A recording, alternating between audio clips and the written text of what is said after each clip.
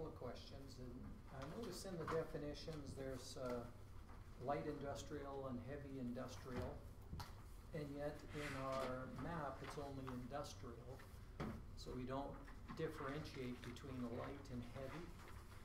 Yeah, because the previous bylaw has only one district, it's M, and depending on the type of uses, most of the heavy industrial uses are, the definition is there because it does not mean that has to happen with the town. Sometimes what's happening within adjacent to the town. So some of the heavy industrial is happening when adjacent areas near to the town. So maybe in the county, which is right next to the town. So we need to add a definition or classification for the public. But it does not mean it has to reflect in the districts. So the type of uses that you have currently with that and what you have, so we try to maintain only one industrial M. Yeah, I guess one of my concerns is close to where I live is listed as an industrial area, and I wouldn't want to see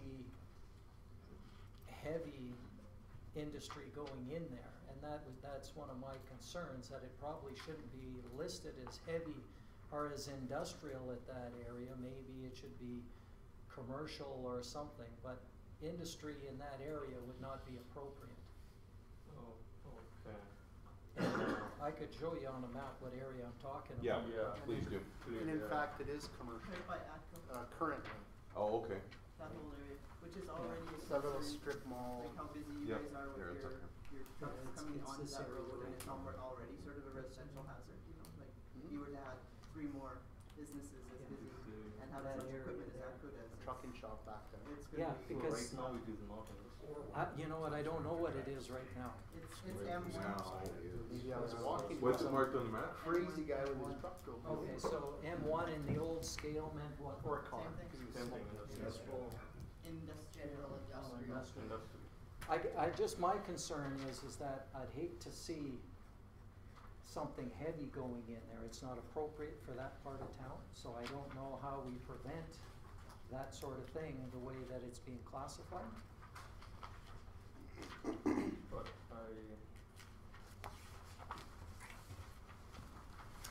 And 2 of the lots that are listed as industrial are residential.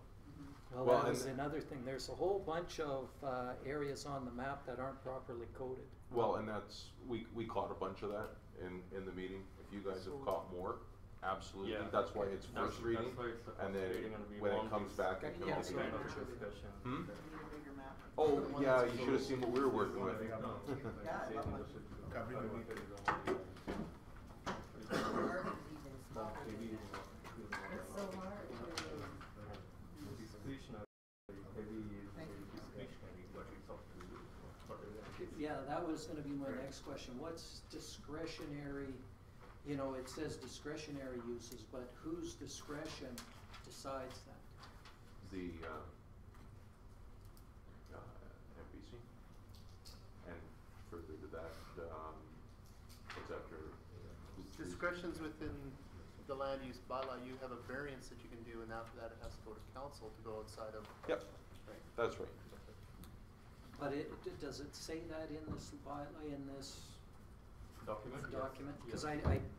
I went through it pretty quickly. I know you Yeah. guys were much more in detail, but I couldn't really find who decides if a discretionary use is MPC. acceptable.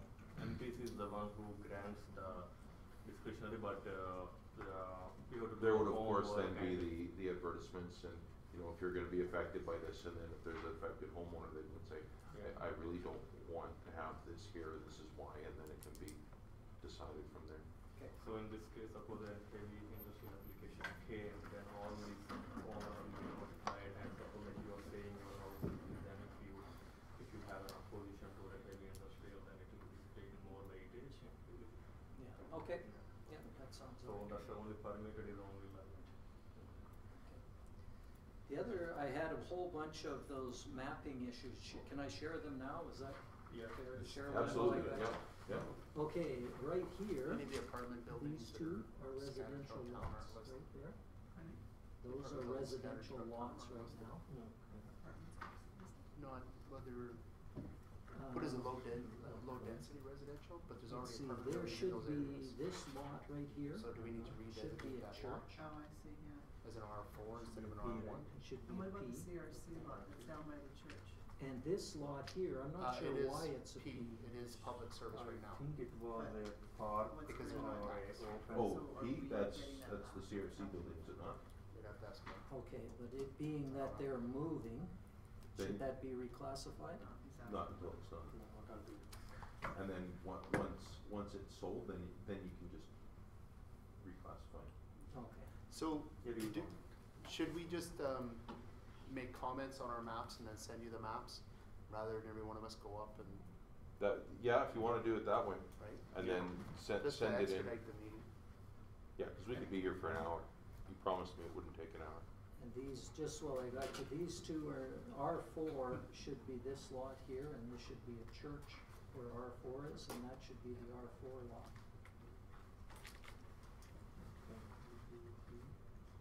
Yeah.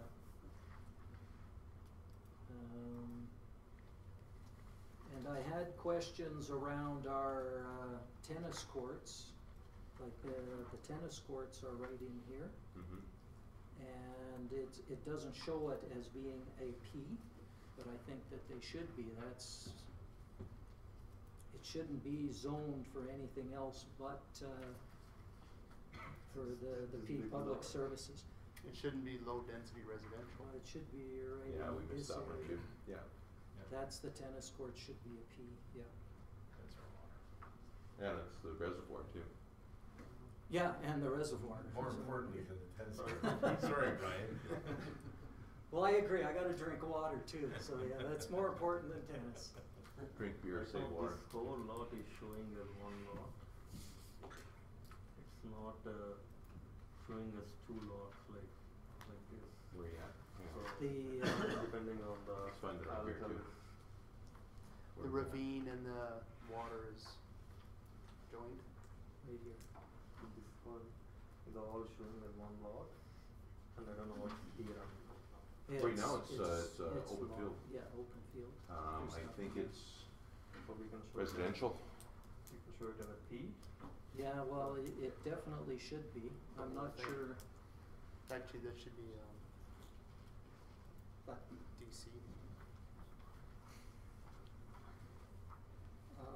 Just had a couple Well, yeah, of cause that's where the other creek goes questions. through there, doesn't it? That's the ravine. For the map. So, but it's Yeah, sold to just a private areas, citizen and it's, or to someone. Like this Right. area Yeah. is not So- deemed as highway commercial, but I'm wondering why, because the highway runs right beside it. Like Which you got one? C3 here, you got Yeah. C3 here, but these aren't C3s. All citizens. That's those That's, are. well, could have been a business, right? To a Just want to citizen. look at it and get my bearings here. But maybe it's very private. C2 general commercial. Yeah. And we talked about this because this is Dodge, this is the old Grimshaw, and this is John Deere. But it's still highway commercial, right? I think it had something to do with the definitions and that, putting the dealerships there. Making what's there fit the definitions that we have. Before this gets too convoluted and because we're not really being able to extrapolate anything from this discussion, maybe what we need to do is, as suggested, send in our changes on the map. If we've seen any, if we noticed any, contact Mackenzie and Havan, and maybe then we can come back with the abridged version and the changed version so that we can go through it. It would be easier for me maybe if Havan, if you're gonna wait around till our break, Okay. and then I could go over some more of them with him, cause I've got a bunch here and it'd be, There's lots. I think it would be easier if we spent a half hour with him here and went through them all, and we could all gather around and do it. I don't wanna waste the meeting either, but we need to do it, and I think it's probably easier if we all sit and do it for a little bit. That's my opinion. It's too technical to kind of list, and then some of them, they've got an easy explanation for it. Yeah, I so- think so we'll- it gets all It doesn't need to be wrong. public though, cause public can't see it, so we should just have a workshop and say. Well, just at the break, take 15 minutes and go through it, because we're all gonna find the same things. There's no use us all looking at the same things and sitting in the same comments. Take 15 minutes at a break and do it. And then it's not wasting the camera time. Well, I'm not worried about that too much, but, what's the will of council? What's a public meeting for? Isn't that where more input is there? The open house on the The open second. house will be able to. So the open house, you're gonna have bigger maps, aren't you? Yes. Maybe that's, you bring it all at the open house. And you'll have Cause maybe bigger you'll look at that map tomorrow morning after going through this, and go, oh man, I forgot that. I would think that that's the proper vehicle for it, but at least, and I thank you, Councilor Panasic, for bringing up the issues. Clearly, there are some issues here, so it's not a done deal yet, but it's a good start. It really, truly is. Yeah, as I mentioned, we had a couple of discussions with the committee, and we have these changes every time, and we came up with, this particular lot should be DC, or this particular lot should be C2, these kind of, but it needs several input, Yeah. several suggestions and Our comments. water reservoir needs to be Yeah, nobody's building. needs to be full of water. Mr. Chair. Yes. I think a more centralized way of doing it is to have anybody who has comments to come to our planning office and sit down with Kelly Park, and then we start itemizing if we have to move commercial to industrial. So we have a whole bunch of things that we can compile and then send it to Havana. So we'll be here in the office, and then we have the map too, and then we can go.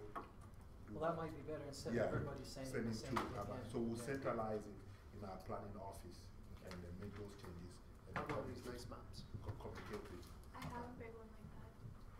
Pardon me? I have a big map like that in my office. Yeah, in That's our so office, nice. yeah. Just color coded or You whatever. Sometime this A week. new one, Kelly? Help us Yep. old guys. that Like can't- one that they just done?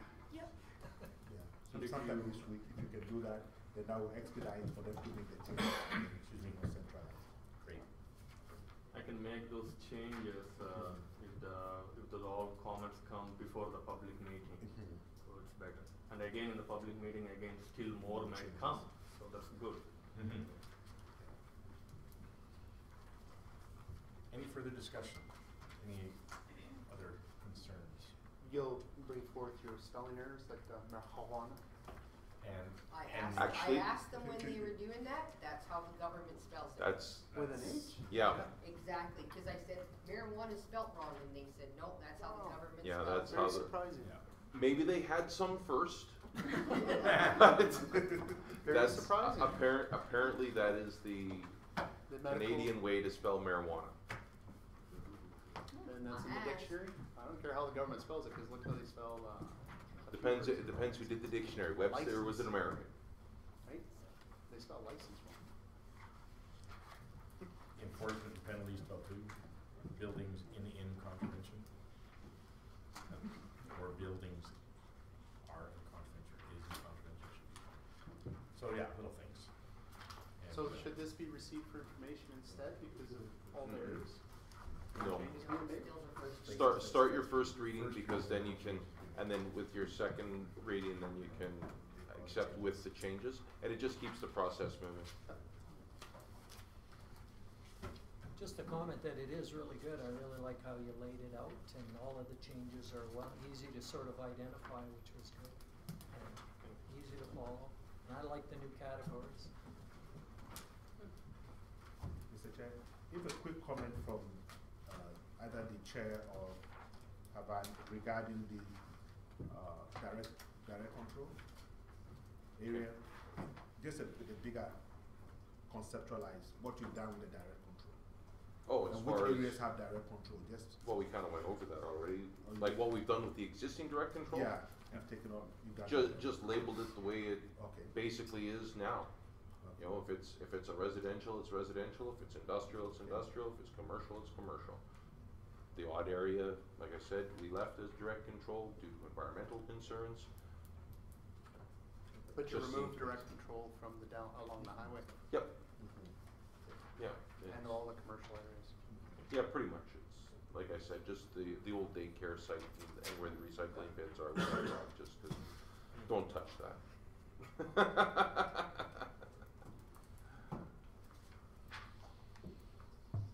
Okay, any further discussion? Call the question, all those in favor? Carried. Moving right along, Councillor Deputy Mayor Demaca. I make a motion that council approve the land use bylaw open house on May 2nd, 2015 at the Town of Pine Prairie Council Chambers from 10 a.m. to 3 p.m. Discussion? Mr. Chair, just an overview so everybody's aware of the process. It's outlined in the RFD, but let's be very, very clear how we're going forward. We have had first reading. We'll be sending out notices to property owners, and then we'll be doing the adverts in the papers so that everybody's aware. And then on May 2nd, which is a Saturday from 10 o'clock till that's been proposed by Councillor Deneka, that from 10 to 3 we have an open house where everybody can come and have their input. Okay? And then on May the 7th, send out more adverts to the newspaper with the intention that a meeting will be held on May 26th, where you have your second reading, your public hearing, and maybe your third reading. And it's all outlined in the RFD so that people have a conceptualized roadmap of how we're going with the land use bylaw.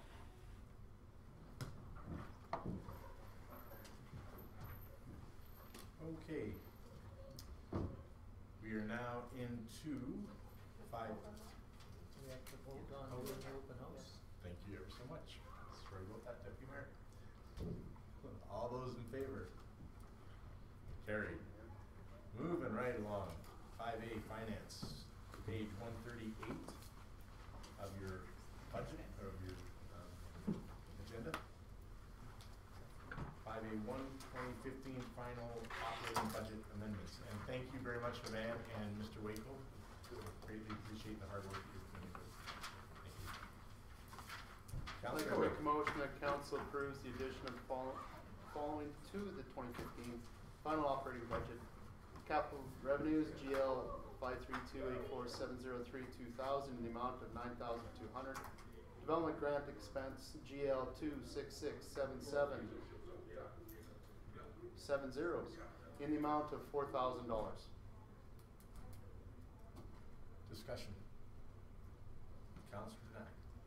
I think we ran into this problem or this issue before regarding the grant expense of $4,000. We have a policy that says why do we need to approve that if we have a policy that says this will be approved?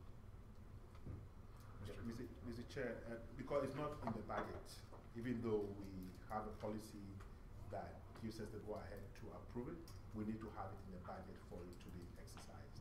So that amount in particular is not in that budget line. So that brings me to my next question. If they get a development permit and you know that they're going to be coming and applying for the rebate of $4,000 for, why is that just not automatically included into the budget? So we're not dealing with these constantly. That's a good point. So it's something that we need to think about carefully as we move forward. Maybe put 12,000 down so that if there are 3 people that come in, they get that amount. So that's a very good point.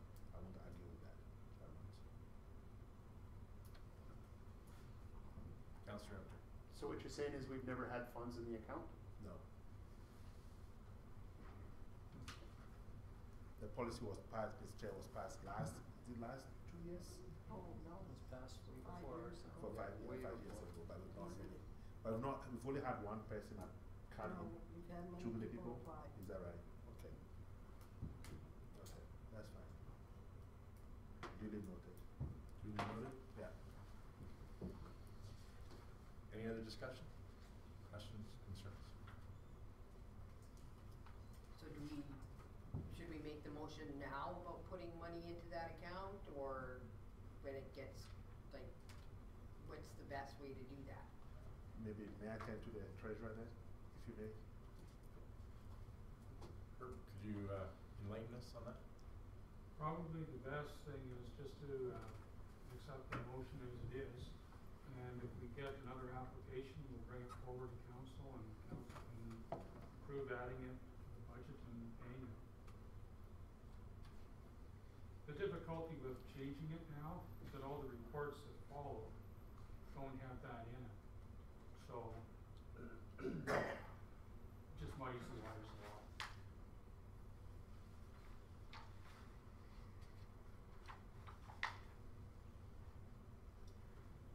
So I think what Councillor Demeka is suggesting that in the coming budget, then we should be able to capture a much larger amount instead of going on a piecemeal. Instead of 4,000, maybe we should just put $12,000 on a bigger scale for maybe the next budget. In 2016. Yes. Sure. Mr. Wong? I know there will be at least 2 more people coming in for that this year. Earl Sutrich has built another one, and he's planning on doing another house as well this year yet, so just so council's aware. Okay. So what's the will of council? Well, personally, I mean, we have a policy that says that, so, I mean, let's have some money in there so, we're not dealing with this on a continual basis. It's just, you know, they've applied for their $4,000. The policy says they get $4,000. Everything meets and signed off by Vern or Brian and Kelly. Everything meets what our policy says, and we just dispense the money. Councillor Nasser? Totally agree with you. I had that exact conversation earlier with Herb and said, you know, why are we doing this? It should be done that way. And number one, there's what the explanation I got. You can correct me if I'm wrong. I'm requoting, but there was no money in there, so there, which we just talked about, should be in the future. But that was one issue. The second issue is that policy states that right in the development permit, it should say that this has to be done, that they have to tie in and improve it. And in the past development permits, that has not been put in the permit. So to follow the policy, that the rebate does not, the people aren't following the policy, so therefore it's coming to council to get the rebate. But that's easily solved now that we know about it, that we can have our development officer put that stipulation right in the development permit, and then it'll be taken care of. And we should start doing that on all of them. Did I capture that correctly? Yeah, so that's one of the things, just to make sure it is following policy, and because that hasn't been in the past, that's why it's been coming to council to approve. I guess that's the last one, and perhaps this one too. But I agree, we shouldn't be coming here. Now? Councillor Hunter. Is this classified as a capital expense or an operating expense? Well, it's an operating expense. Okay, so if the price of gas doubles tomorrow and we don't have, you know, a pre-approved budget line to cover the cost of the gas, does it come back to council, or do we just proceed? I don't understand why it's coming to council at all, or why the money has to be put in the GL. Are you saying for the purchase of X, right? It's an operating expense. We approve a budget, and that's for the total amount. It's approved by departments or whatever else. It's within a department, right? Is it a separate line? Like that's where I'm trying to find out, why is it separate? Why is this so specific that it's coming to council? It's an operating expense. I don't approve somebody to go fill up with gas, or if the price doubles, to add more money to that account for later this year. I agree. I'm just trying to clarify. I don't understand.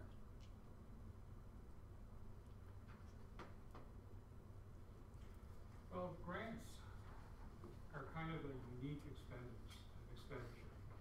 They're not, they're almost like a council expense. So the financial control policy does say that all grant payments, we want to call them rebate or grant, they're the same thing, must go to council for payment approval. So, the whole idea with the financial process is you budget amount and then you approve payment of that amount. And especially particularly when council, it falls into a council expense, council category. If you don't have, let's put it this way, it's not comfortable to be issuing grants to people if you don't have the funds allocated for that specific line item. It's a little different when it comes to gasoline purchases. Usually we've got other accounts called repairs and maintenance that are similar to gasoline, similar in the sense that they're a maintenance account. But the grants account is unique on its own. We don't have another account that says grants number 2 or grants number 3 in the subdivision or development department. So it really comes down to a comfort level. And from the administration's point of view, we like money to be in the account. We like council to approve all grant payments because that's part of the financial control policy. I know in this utility replacement policy, it does specifically say that council has to approve the grant, but it does in the financial control policy, and that's the one that we follow. And so to be consistent, any grant payments to individuals or organizations, the authorization for payment goes to council, and council makes a decision if they want to release the funds. Councilor Empton. I want to thank her for the answer because it's to follow a policy then. Yeah. The money's being allocated, or a grant has to be approved by us. Yes. So fine, when the people come back, then we'll approve. It's just the way it is. And this year, let's just move forward to keep everything balanced for later in the budget. Yeah, we can do that, but in my opinion, like Donna was saying, I think in the future, we should put some money in there so it doesn't have to come to council, because they'll have money in that budget line number. But The development all permit right. Still has to come here for us to What's spend that? it. It'll have to come anyways. In order for us to give them the money, we still We have. should just do all the It approval shouldn't right have off to, the bat. it shouldn't, I mean, it's, the catch here is the term grant. If you call it something else, then it doesn't have to come to council, especially if there's money in the budget for it. But if at the next budget, when we start in like July. July or March, or whatever, we can find out how many development permits are out there, and we'll know that there's 6 people who are developing and 6 people will be coming for the utilities rebate, so we can allocate whatever money we need at next year's budget into that, then we shouldn't have to be approving them all. That's right.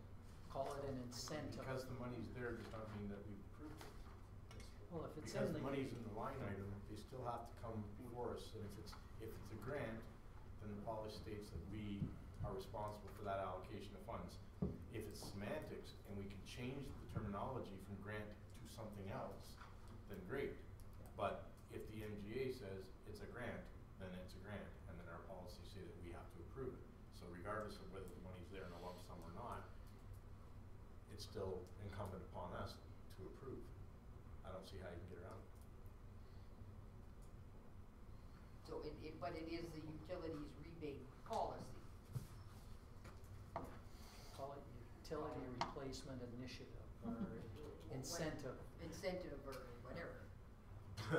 But it's a grant.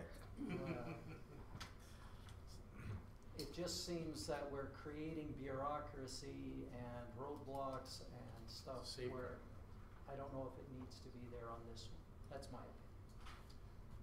We didn't invent that one, so somebody must have thought that it needed to be done. I just don't know. I don't necessarily disagree, but if the policy and it's a grant, then so be it, in my opinion. Any further discussion? Call the question. All those in favor? And on to Finance 582, the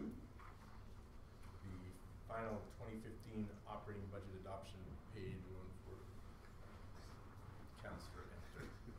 Make a motion that council adopts the 2015 final operating budget as presented in the attached pro forma summary 2015 operating budget One net surplus of $1,598,086.70. Discussions.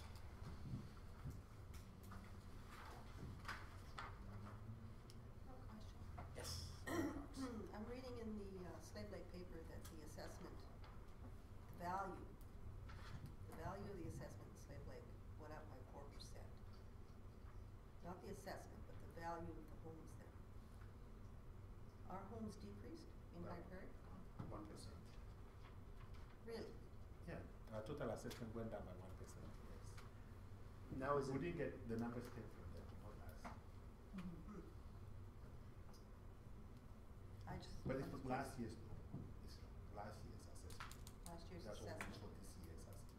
So I know what you're thinking. You're thinking of all the big things that we've done, but the year before. No, I'm thinking that Okay. the value of the houses The houses, okay. I would have thought that the assessment value, market value would have risen through inflation or something like that, and yet you're saying no, that, well, no, you're not, you're just saying the assessment base has declined, yes. Yes. which does not necessarily mean that the market That's value has declined. And if I just completed how many houses in Slave Lake, that increases the Absolutely. assessments. Or, Oh, okay. All right. or businesses too. Any further discussion? Any questions? Any concerns? I just wanted to, I guess, talk about the email that I'd sent out with the Heart River housing money. Just so everybody is aware that there is going to be, or I should say there's likely going to be less tax revenue coming in this year.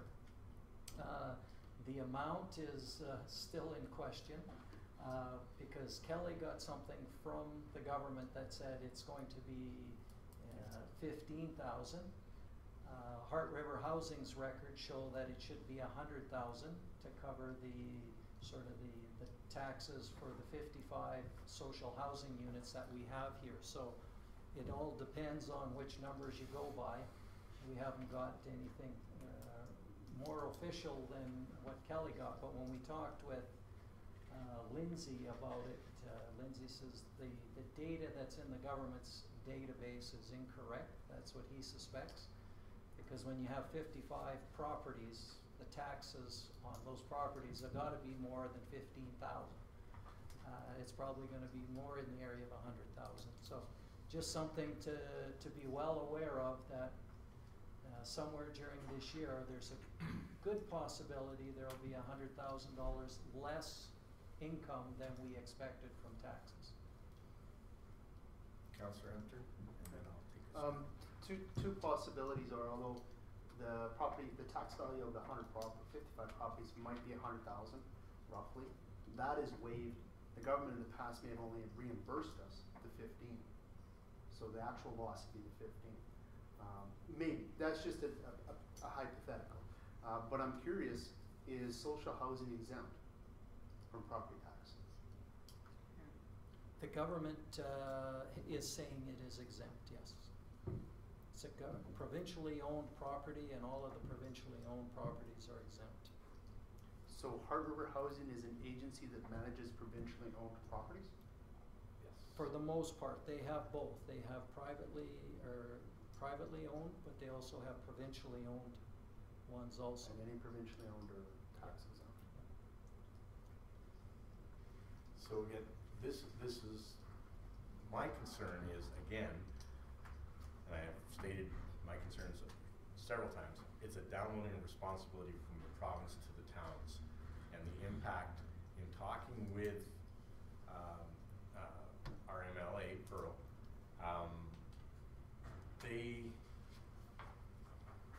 in looking at the budget, they didn't even realize, or they failed to realize, that the impact could be as high as $100,000.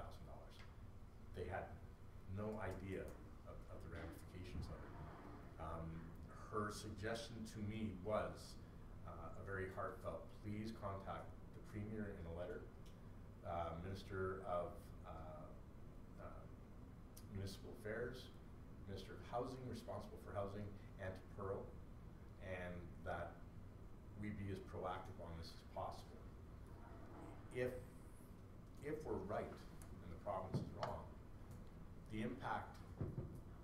downloading that responsibility onto us puts us in a real bind. Do we look at trying to tax them where possible? How does it impact Heart River Housing? And what's the downloading onto the people who actually use the service? Single moms, elderly, children of those families, the working poor are going to be potentially impacted greatly by this. So we need to look at getting the information clarified as soon as possible, and then put a motion forward on the floor that once we have that information, send a letter off to the various people that were suggested by voice our concerns and get this changed. We're looking at $48,000 for the town of Falher. Something like that, yeah. So the money that's impacting us is huge. And if we have 55 homes in a town of 950 properties or 980 properties, whatever it is we have here in town, that's no chump change. 5% of our total. And so we really need to find out and get this clarified as quickly as possible, Mr. Tamako, if you're picking up what I'm laying down. I'm making the notes there. Awesome. Thank you ever so much. Any other discussion on that? Mr. I Chair. said that, yes, I Mr. did. Chair. Yes, I Sure, if I Yes. just might clarify, the point about, this issue, about the Heart River housing issue. The town will not suffer any decrease in revenues. What will end up happening is that the mill rate will go up slightly to cover any accessible properties that are made non-taxable. Which, again, reiterates my point and enforces my point that it's a downloading of responsibilities. We've worked hard to try to reduce our mill and reduce our costs and be fiscally prudent, only to get hit in the side of the head by the province doing this without really getting all their facts, it seems like, straight. So I don't want to see the mill go up. Understood. I just wanted to make a point that the town will not suffer any decrease in tax revenue. I agree with what you're saying, just that there won't be any decrease in tax revenue due to this. If it goes up, then we suffer. Yeah, I'd just like to comment on that is, it would be, if we send out now and we approve our budget as it is and go forward and send out tax notices based on that, it might be before the assessment base is changed. So in that case, we're sending it out expecting income from those properties, which we're not going to get. Therefore, that would be the decrease in the money. That's where I see it coming from. Yeah, if we did that, but now Yeah. that we know, it would be prudent to at least wait until May before setting a tax rate so that the assessor has time to determine which properties are affected. And we have time to enter the change into our accounting program.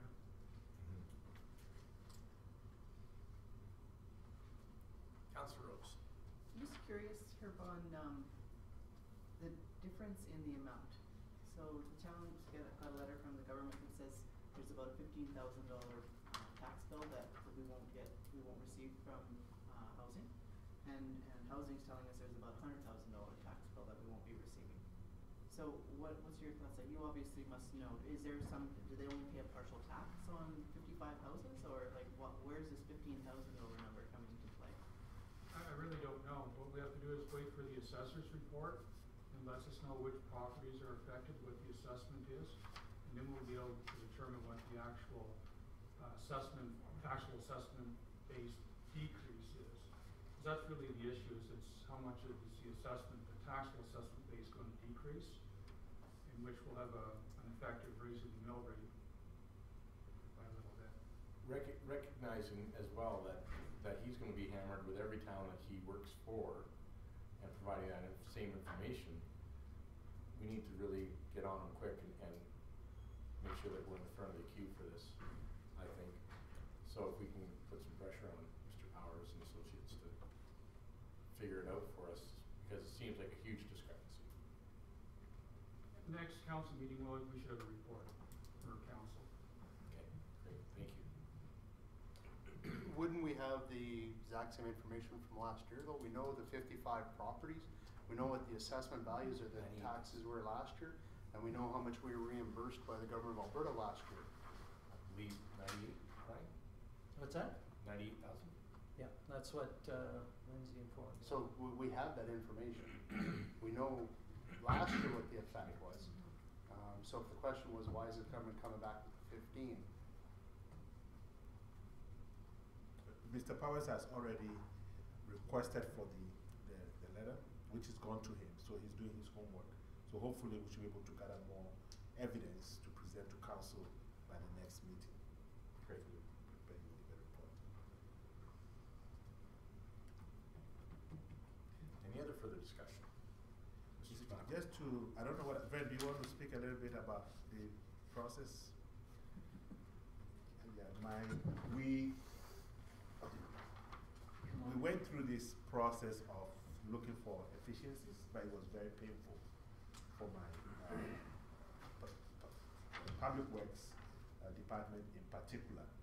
And I like to articulate that there are some expenses that are coming out even currently that are becoming a burden to them, and they may bring it to council's attention. We've done what we have to do, but it was a painful process, but it had to be done. But somewhere along the line, there are going to be expenses that may fall off the wagon, and you will find that maybe public works coming to you and asking for your indulgence or some kind of thoughts on that. So just to let you, but we've done what you wanted us to do. And again, there may not be as much fat as some think. I mean, there's things that need to be trimmed, fine, but maybe they're running as lean as they can be, and or as, you know, as prudent and safe as possible. And so we may not get the cuts in the big expense cuts that we think that are available, right? Yeah, I just wanted to, I guess, thank administration for going through that process and working through it, and say thank you for that, and hopefully we can stay within these budgets and go from there. But if there's something comes up that's not accounted for, we will certainly look at it. But great, thanks, good job. So, Mr. Chair, I think we should also note the historic decrease in the taxes, and you see very clearly the RMT. I think that should be mentioned, and that should not be missed. It's about 9.5, and I think that's historic. And that ought to be said, and hopefully the new rate will reflect that, and the decrease in the non-residential rate as well, due to the work of council and administration. It is historic, and it's, without dragging the meeting on too long and unnecessarily, the concern though, and we're seeing it with the province to us, is that when we make these cuts, and when we find efficiencies and deficiencies, and when we make cuts to and are far more stringent with grant allocations, somewhere down the line, someone's going to hurt on it, and our nonprofits, but taxes are lower, our costs are down. I hope that the businesses are, and the taxpayers and ratepayers are happy. Mr. Walker. I'd just like to add to Kelly's bit, somewhat of my concern is that we're not passing the tax burden on to 3, 4, 5 years down the road by reducing it as much as it has been reduced. There's some things that are not going to get done that were in that last budget before we cut the extra $167,000, and it may decrease the life expectancy of stuff that we normally would have taken care of, and maybe added 5 years to it, and that's my concern. With all due respect. No, absolutely, thank you. And in response to, I think that council's aware of that.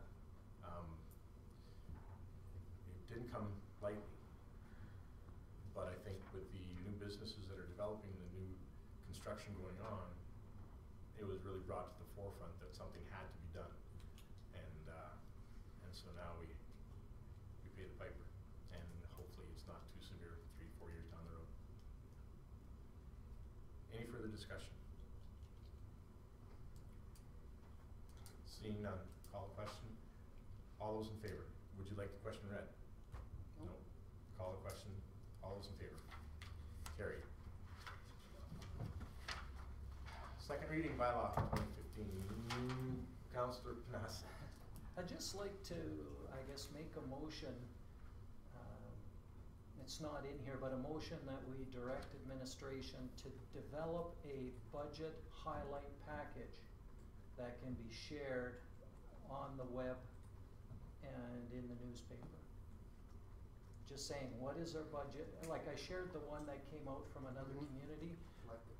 I really think we need to do something like that, and I think this is the time to do it. Put it in the newspaper, put the highlights of our budget in there, put the highlights that go out.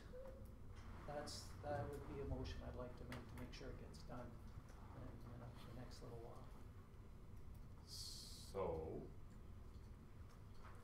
we need to make that motion then.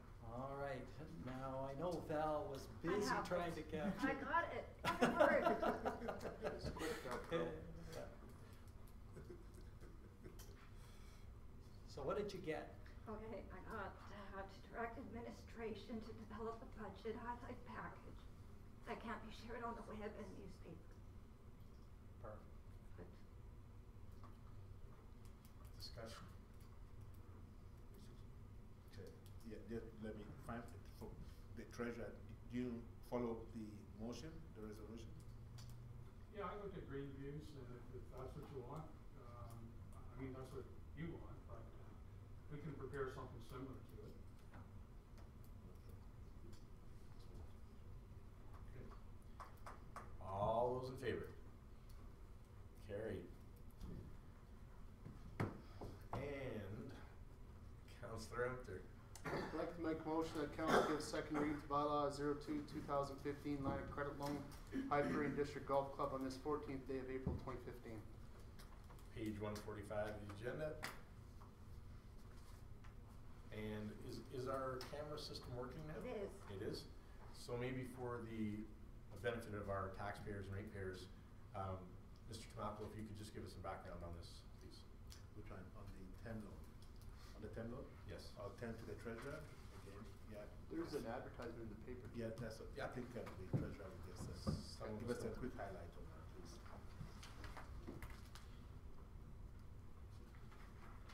The golf course has a $90,000 term loan that's outstanding. So the one bylaw would guarantee a $90,000 term loan. And then they have a line of credit up to $60,000. And I think it's the first guarantee, first bylaw, would guarantee that line of credit up to $60,000. So they use a line of credit for general operations, and this term loan was made back a number of years ago, I think 5 years ago, and it was to develop the greens on the golf course. So basically, the Royal Bank, it's a comfort for them to have the town guarantee. There's nothing saying that the golf course won't repay them. It's just that they like to have that comfort zone because it is a non-profit organization and it is subject to the swings in the weather and seasonality. So that's why they want a guarantee from the town. Good. Thank you. Any other further discussion on this?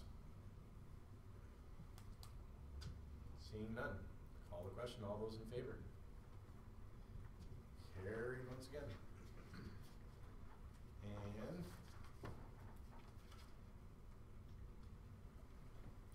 Deputy Mayor Danaka. I make a motion that council give third and final reading to bylaw 022015 line of credit loan, High Prairie District Golf Club on this 14th day of April 2015.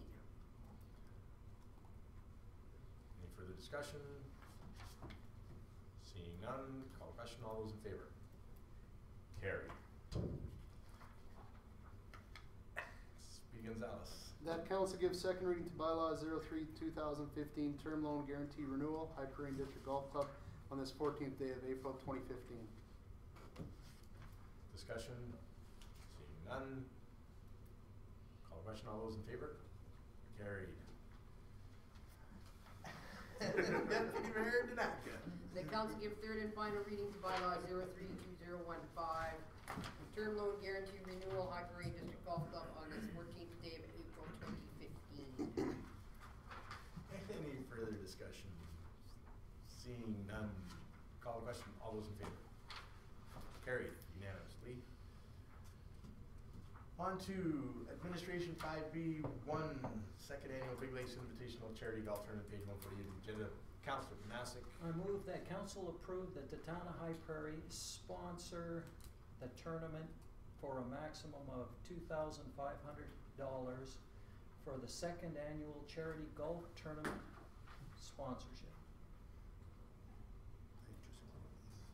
No, I didn't, if I can speak on that, I didn't pick any one of these because when we were at the at the golf meeting, and I see Kelly's not here, but the MD really didn't want us to tie into one particular hole, you know, as a council motion.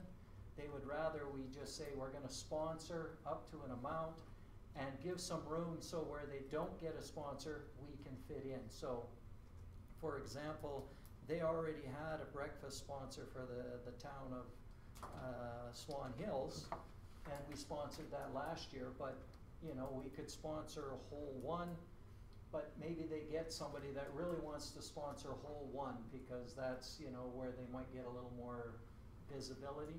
Fine, we can sponsor hole 3 or whatever, it doesn't really matter. So that was what they wanted, was just to give some flexibility, and it's the same thing that the MD is doing. They're not committing their sponsorship dollars to any one thing at this point.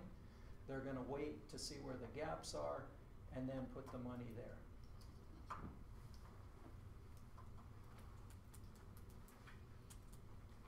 So just in line with the fact that we wanted to develop some capacity for the understanding of how these golf tournaments are being organized, Kelly Park has been designated to that. She likes golfing. She's been going to the meetings. She's very dedicated to it. So that will be something that will benefit the town come next year if the town wants to do that. So I think their court has always stressed that. So I think that might be helpful to them. Yeah.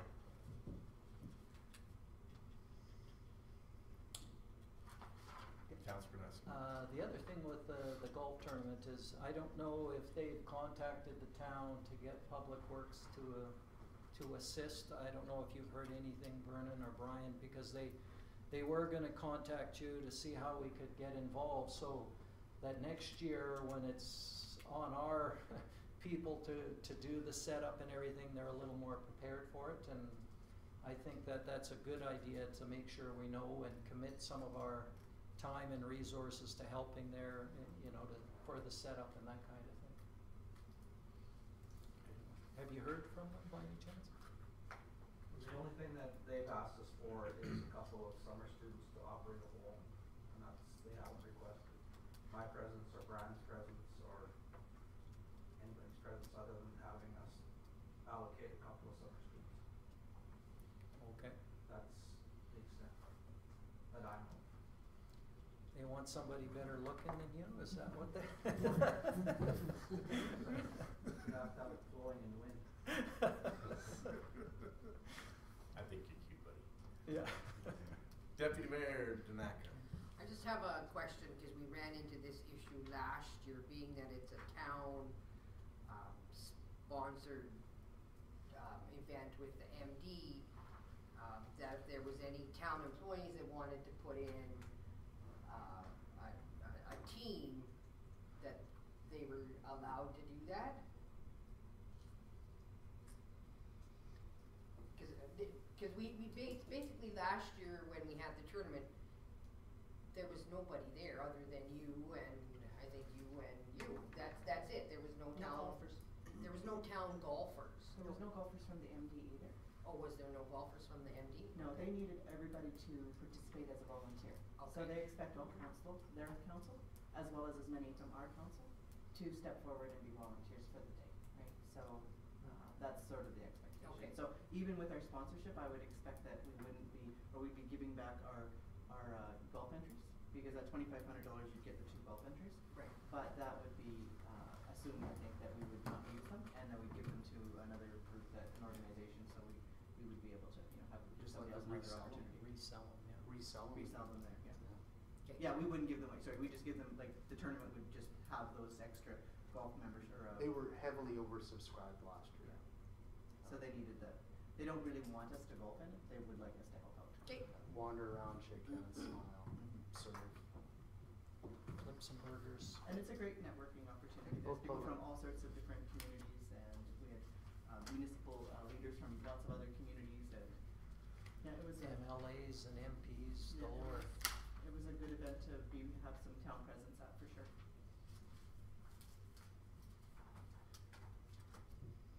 Any further discussion? Mayor Cox. So next year, it'll say the 3rd Annual High Prairie Invitational Jared Golf Tournament. I agree. We'll see, we'll wait and see. Just slip that one by, Bill. Not really. I don't think it'll be slipping by. It's our tournament next year. Wayne? Any other discussion about the High Prairie Invitational? Seeing none. All those in favor? So. Joint use facilities agreement, page 150 of your package. 5B2. Councilor Epps. Make a motion that council approve the joint use of facilities agreement with the CAO and mayor to execute the agreement.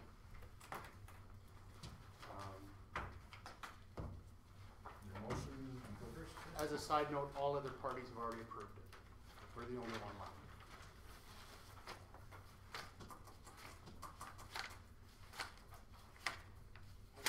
Can you answer a question that I had on here, Quentin? Yeah, I could try. On the draft.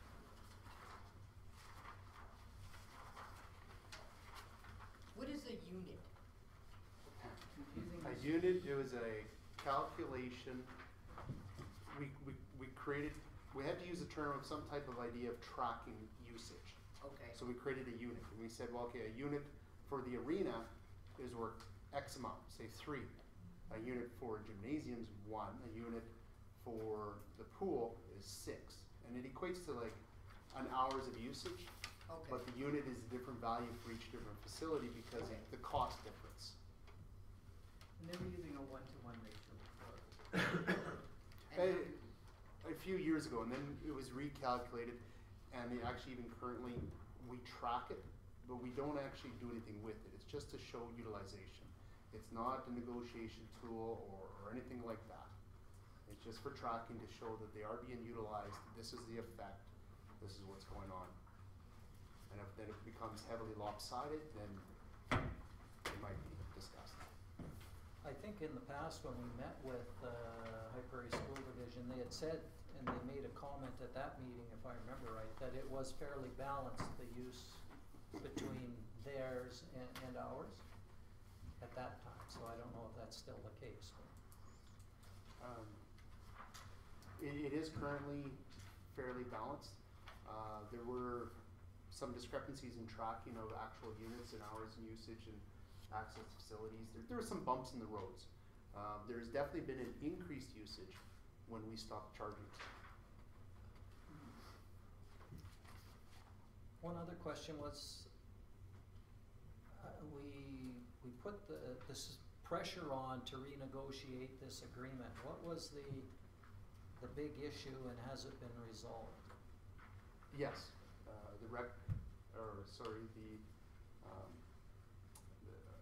all parties right now are very, very favorable of this. Everybody's in agreement. It was to reopen it and actually to get it edited. There was some ideas, some miscommunication on what we meant by editing the contract. Some people thought we were going to reopen the units and the values and look at costs, recovery, things like that, which wasn't really appreciated. So, but now everybody's happy. So during all the discussions, there's been no discussion about the recommendation from John's report to have the rec board dissolved and I'm sorry, I don't see how that relates to this. just This is the That's town, the DMV, discussions. and the 2 school divisions. The rec board's not involved. Okay, thank you. Who's the joint use committee? The joint use committee is made up of 2 reps from the town, the MD, the Holy Family Cross, and the Highbury School So Division. the rec board people, or The reps have normally been in the past, Yeah. the 2 people that are on the rec board, but they do not come as reps of the rec board. They come as reps of their municipalities. Oh, okay, that's So my. There's an arms, like, it's, just because they're already, they have knowledge of the facilities and the usage and the costs and what's going on. Yeah. That's why they're on that committee, but, you know, but they're not there for the rec board. Different chapter. Yeah. Great. Any further discussion? Seeing none. All those in favor? And I shuffle my papers. Here we go. We have sponsorship request for Treaty 8, item number 3 and 5B, page 180. Councilor Knassett. I move that council approve the sponsorship request of $2,000 from the 2015 operating budget for the Treaty 8 First Nations Cup. Discussion. Did you wanna talk about it first? you can. Okay, I would strongly recommend that we inform the chamber and or businesses of the town that we will not be, reviewing this next time. This is their opportunity to step forward to make sure this tournament is here. It is the restaurants, the gas stations, the liquor stores, the hotels, convenience stores, it's the businesses of the town that make this, or they enjoy it. I think that they should be stepping up to sponsor it. Now, I guess in their defense, they weren't really contacted or requested. It was relayed to the organizers that that's who you should be approaching, not us now. And we should inform them maybe in a letter stating that it has been approved. However, be aware that you should be approaching the businesses and not us in the future. That's one option. Councilor Dinac. When they were here last year for the sponsorship of the Treaty 8 in the grant process, they were told that we have, the deadline is such and such, you need to get your application in before the deadline. Again, this year, they didn't do that. They came in to a week before the tournament. There's a deadline for grants. I'm going by the policy and I won't be supporting this. Councilor Rose. When this became an issue last meeting, I called our chamber president and asked them if they had been contacted by Treaty 8. And there has been some businesses in the community that were contacted for some donations, but it was things like water from the IGA, and it wasn't really for money requests or. So I indicated to him that there was a concern that the town has changed the policy and they can't grant sponsorship requests, and they won't be going forward with sponsorship requests, but that Treaty 8 is looking for sponsorship dollars. So we discussed options that the chamber could pursue, and Matt was going to talk to the members of the chamber and see if he could get some sort of commitment letter and letter of support from the local businesses going forward for the tournament.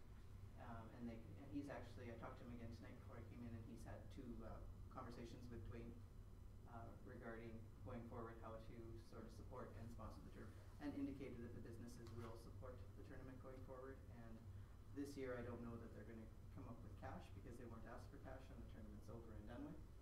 But going forward, they're going to try to make, not necessarily wait for this the tournament committee to come to them, because I think that was sort of the breakdown. I don't think the tournament committee had a sponsorship wing, and they didn't actually go on, delivering a letter saying, here, what level of sponsorship, how do you guys want to help us out? So they may try to help them by just committing money for the next year's tournament. And just so everybody knows, I guess the tournament was very successful, and the tournament committee is fairly happy with the level of sponsorship and the level of support that they got from the committee or the community and the town, and how things were run for them. So right now they're feeling very positive about it. we worked really hard in trying to inform the public of the direction this council is going fiscally. And we put a lot of pressure on the nonprofits to make sure that they were on time. We put a lot of pressure on our staff to make sure that they could pare down as much as they could. We've raised the expectations for the businesses and the ratepayers and the taxpayers that we were going to be good fiscal managers. We created the policy's in place, and the first time somebody comes forward, we're going to cave on it. How do we tell the library? How do we tell the rec board? How do we tell the other nonprofits out there? Nope. But this one, okay, now Treaty 8's in, but it's Treaty 8, it's big, so we're going to bend the rules. It's a tough one, but it ain't that tough. It's only $2,000 and they did very, very well. And it's not our role or responsibility, and we had things in place and policies in place. Let's please stick with them. We're trying hard, and everybody knows we're trying hard. And now, after we've done all we've done, we're gonna, yeah, but it's Treaty 8. And then it's gonna be ATCO. And then it's gonna be something else. And then it's gonna be something else, and on, because they generate so much revenue. We should give this to them. No, there's a policy in place, and it sucks that you have to stick to it, but I think we're wrong if we cave in on it. If we bend, it's not caving in, it's bending, and it's bending the rules, and it's unfair to all the other people that we've said no to. That we were so firm and so tough. And now, it's wrong if we do it. That's just my opinion. Regardless of what organization it is. Mayor Cox.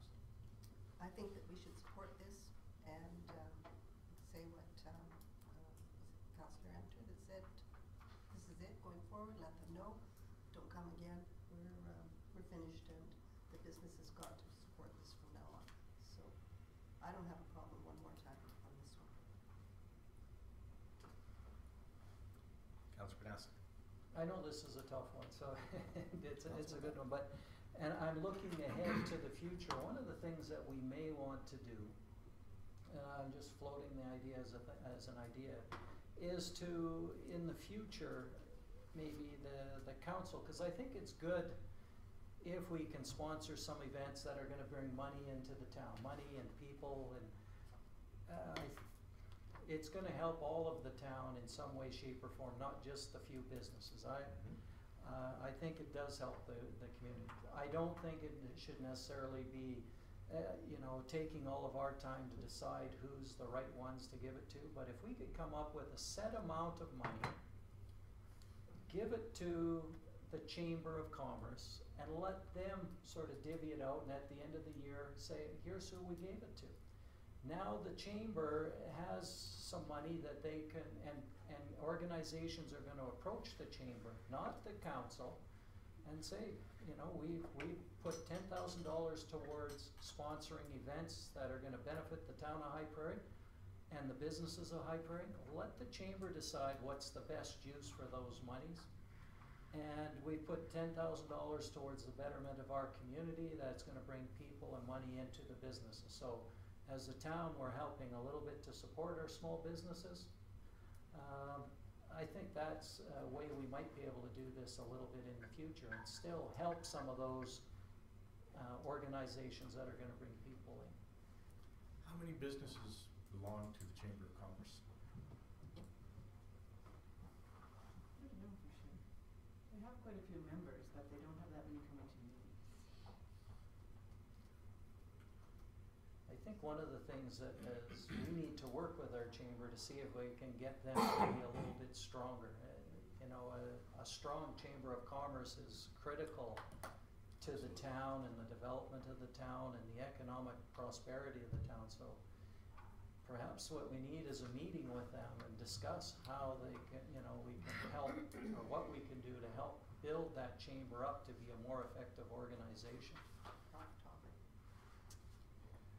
Well, my question is that if we give $10,000 to the Chamber of Commerce, and you have a dwindling membership that has lack of interest, that doesn't show up to the meetings, is that fair to the nonprofits that go forward saying, or the other organizations saying, we'd like to have money, but will they even have a quorum?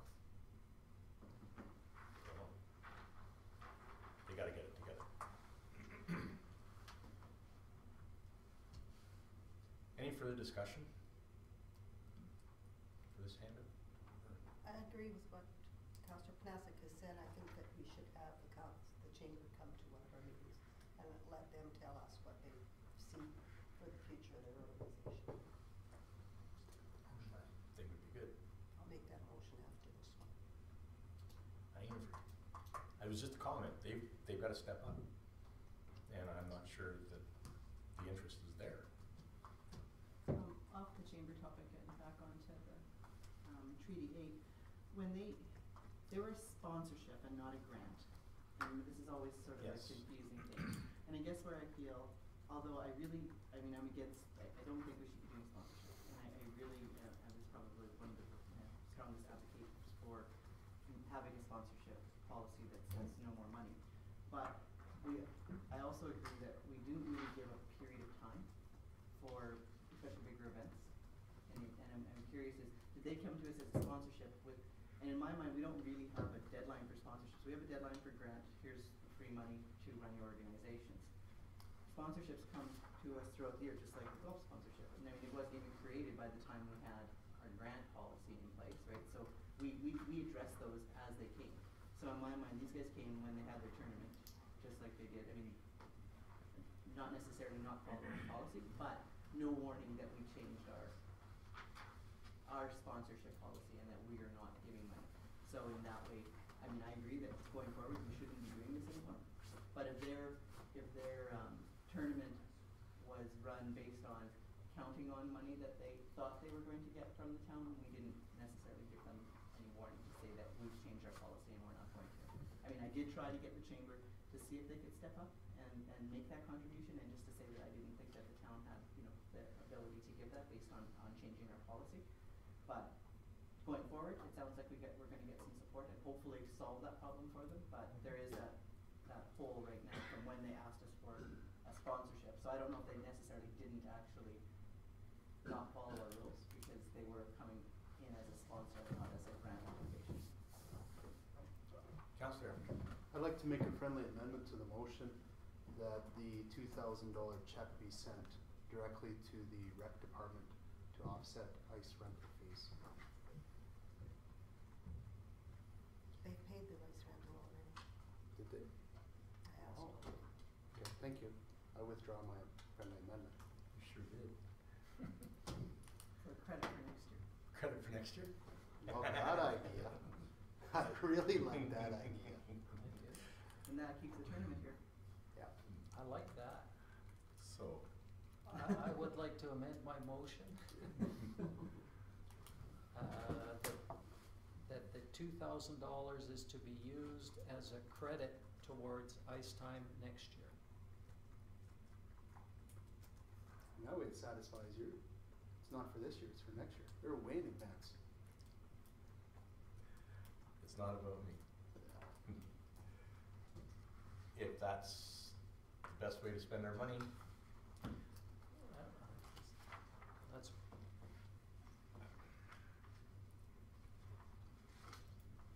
it's As well as explaining our policy and that they can't come for explaining our policy. sponsorships Just no more. and encouraging them to seek sponsorships within the business community. So that being said, is that your motion? yes. I didn't catch what you said. I don't know if that's really his motion, so. Did you catch my amendment that I it's to be? caught it. Good catch. Yeah. Could you read it back, please? Sure. The council approved the sponsorship request of $2,000 and that the check be used as a credit for ice time for next year and be drawn from the 2015 operating budget for the Treaty 8 First Nations Cup. So we're going to give a credit to to the Treaty 8 organization a year in advance without having them ask for it and follow our policy. Well, our policy is not giving them any money next year. Yeah, Because they're and we shouldn't be giving them money this year. Vote that way. So, oh, I will. So yes. Anyways, seeing no more further discussion. Is there any more further discussion? Seeing none. All those in favor? Opposed? Motion carried. Yes, Mayor Make a Cox. motion to invite the Highbury Chamber of Commerce to a upcoming meeting to discuss their organization's direction in the future. That'd be great. And how we could support them. I don't know about that. I just want to know more about their organization. Dedicated members. All those in favor? Or, yes. Carried. And I'd like to put forward a 5-10 minute recess.